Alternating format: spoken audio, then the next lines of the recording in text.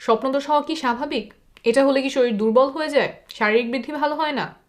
এই ভিডিওতে স্বপ্নদোষ নিয়ে এমন অনেকগুলো কমন প্রশ্নের উত্তর দেওয়ার চেষ্টা করব। প্রথমে আমরা এক কথায় বুঝে নেই যে স্বপ্নদোষ বলতে কি বুঝি। ঘুমের মধ্যে বীর্যপাত হলে সেটাকে স্বপ্নদোষ বা স্বপ্নস্খলন বলে।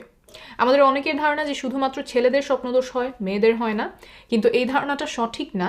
ছেলে মেয়ে উভয়ের ক্ষেত্রেই স্বপ্নদোষ হতে পারে। মেয়েদের ক্ষেত্রে স্বপ্নদোষ হলে যোনিপথটা ভেজা ভেজা মনে হতে পারে। অনেকেই প্রশ্ন করেন যে স্বপ্নদোষ হওয়া স্বাভাবিক কিনা।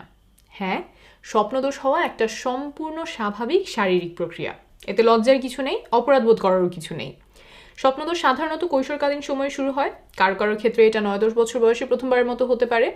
কৈশোরকালীন সময়টাতেই সাধারণত স্বপ্নদোষ সবচেয়ে বেশি হয়। বয়স বাড়ার সাথে সাথে অনেকের ক্ষেত্রেই স্বপ্নদোষ হওয়া কমে আসে। আরেকটা প্রশ্নের উত্তর অনেকেই জানতে চান যে কত ঘন ঘন স্বপ্নদোষ হওয়া স্বাভাবিক, আর কতবার স্বপ্নদোষ হলে সেটা অতিরিক্ত। এর কোনো বাধা ধরার নিয়ম নেই। কারো ক্ষেত্রে দেখা যায় যে সপ্তাহে 2বার হয়, অনেকের ক্ষেত্রে মাসে হয়তো একদিন, আবার কিছু মানুষের ক্ষেত্রে সারা জীবনে একবারও স্বপ্নদোষ হয় না। এর কোনোটাই অস্বাভাবিক নয়। অনেকের মাঝেই এমন কিছু ধারণা প্রচলিত আছে যে ঘন ঘন স্বপ্নদোষ হলে শরীর দুর্বল হয়ে যায়, শক্তি চলে যায়, শারীরিক বৃদ্ধি ভালো হয় না। আবার কেউ কেউ এটাকে অসুস্থতা মনে করেন। কিন্তু এইসব ধারণার পক্ষে কোনো বৈজ্ঞানিক ভিত্তি নেই। স্বপ্নদোষের কারণে শরীর দুর্বল হয় না, ভেঙে পড়ে না, শারীরিক কোনো বৃদ্ধি বাধাগ্রস্ত হয় না, এটা কোনো অসুস্থতাও নয়। একটু আগেই বলেছি যে এটা সম্পূর্ণ স্বাভাবিক একটা শারীরিক প্রক্রিয়া। কৈশোরকালে শরীরে যে স্বাভাবিক পরিবর্তনগুলো দেখা যায় তার মধ্যে এইটাও একটা স্বাভাবিক পরিবর্তন। এটা দুশ্চিন্তা করার মতো কিচ্ছু না।